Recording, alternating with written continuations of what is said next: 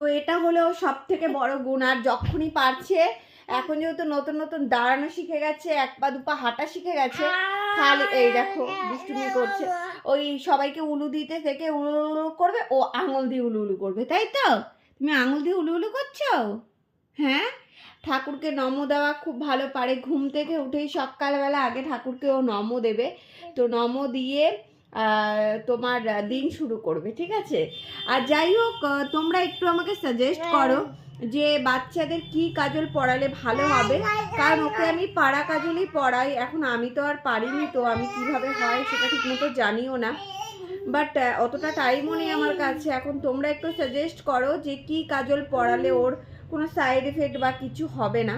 তো চলো ওকে দেখে নাও। এই সারাদিন দুষ্টুমি করতে থাকে, যখন ঘুমিয়ে পড়ে না একদম ভালো লাগে না, তখন মনে হয় ঘরটা একদম শান্ত হয়ে গেল। তো পুরো আস্তে আস্তে দেখতে থাকো।